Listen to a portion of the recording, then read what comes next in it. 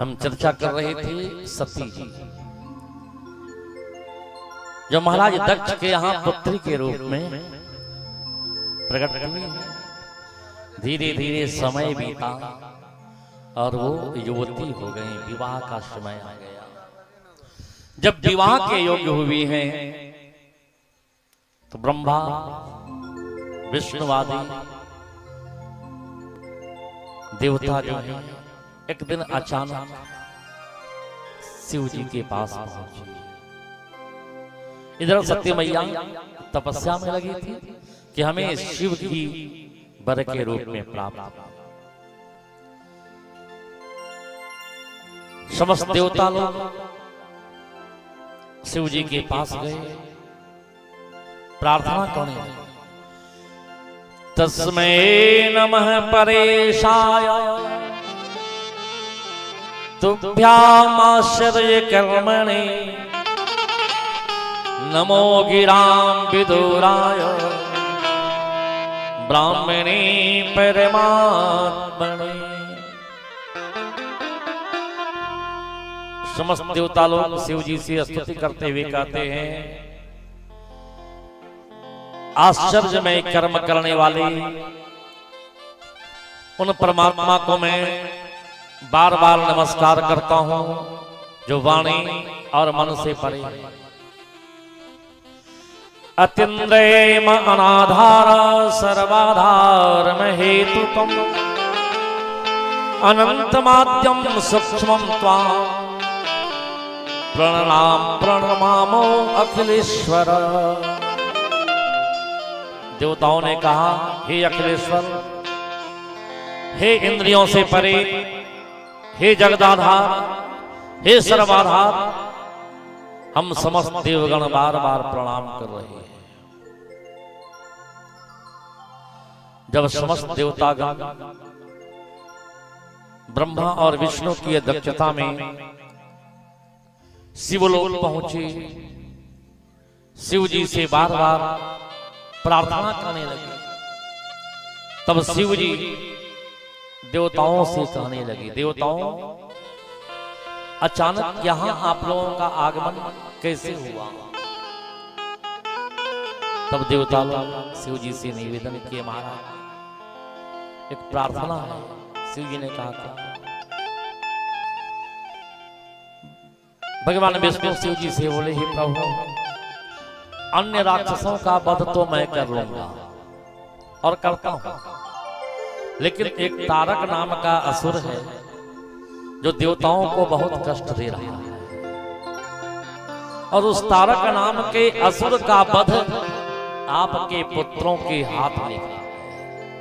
इसलिए ही भोलेनाथ, यदि आप वैवाहिक बंधन में नहीं बंधेंगे तो तारकासुर का वध कैसे होगा? जजमान जी से आप लोग नीचे चलें और जो भोलेनाथ की दिव्य झांकी सजी है, थोड़ा सा उनका पंचोपचार से पूजन और आरती करें। यही तो हमारा सनातन धर्म है कि भाई देखो, हम स्वरूप की भी पूजा करते हैं। विग्रह प्रधान है, देवी देवता का विग्रह यदि मेरे सामने आ गया तो उस वक्त हम उसमें नहीं देखेंगे कि मेरा पुत्र है, मेरी पुत्री है। स्वरूप और परमात्मा का स्वरूप है तो हमारे लिए श्रेष्ठ है और हमारे लिए समादरणीय है। तो देवगण महादेव के पास जाकर के महादेव से प्रार्थना कर रहे हैं, हे भोलेनाथ, हम सभी देवतागण तारक नाम के असुर से बहुत परेशान हैं और उसका वध आपके पुत्रों के हाथों लिखा है। इसलिए हम देवताओं की प्रार्थना को स्वीकार करके, हे भोलेनाथ, आप वैवाहिक बंधन में बंधिए। पहले तो शिव जी मना करते हैं, हे ब्रह्मदेव, हे विष्णु, आप ये क्या मेरे सामने कहने आए हैं? अरे मैं तपस्वी, ब्याली, दिगंबर वाले, पर्वत में रहने वाले, गिरी कंदराओं में रहने वाले, और हमें आप संसार के बंधन में बांधने का प्रयास कर रहे हैं। ये तो मुझे उचित नहीं लगता। संसार के बंधन में आप सभी बंध के रहिए, मुझे तो यही रहने दो। लेकिन बार बार जब देवता लोग प्रार्थना करने लगे, हे भोलेनाथ आप एक बार देवताओं की दशा को देखिए, समस्त देवता डरे हुए हैं, घबराए हुए हैं, ये असुर कभी भी कुछ कर सकता है। सो महाराज मैं जानता हूं आप अपने लिए नहीं, देवताओं के लिए वैवाहिक बंधन में बंध जाइए।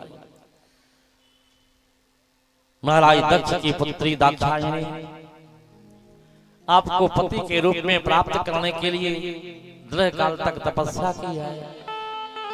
हे भोलेनाथ आप उनके मनोरथ को भी पूर्ण कीजिए। जब बार बार देवता प्रार्थना किए हैं तब शिव जी अपनी स्वीकृति दे दी कि ठीक है, यदि आप समस्त देवताओं की यही इच्छा है तो भाई मैं तो अपने लिए नहीं जीता हूं। शिव जी ने कहा मेरा जीवन तो जगत के लिए है, मेरा जीवन आप सबों के लिए है, और हमारे वैवाहिक बंधन में बंध जाने से ही आप लोगों का कल्याण है। तो ठीक है, आप सबके लिए मैं वैवाहिक बंधन भी स्वीकार करूंगा। शिव जी जब स्वीकृति दे दिए हैं विष्णुवादी देवताओं को, तो समस्त देवता लोग जो है विवाह की तैयारी शुरू। शिव जी का विवाह उत्सव की तैयारी होने लगी। समस्त देवताओं में आनंद ही आनंद आ गया। समस्त देवता लोग शिव जी को दुल्हा के रूप में सजाना शुरू किए। धूम धड़ाके होने लगे, पटाखे बजने लगे। अब महाराज दक्ष की कन्या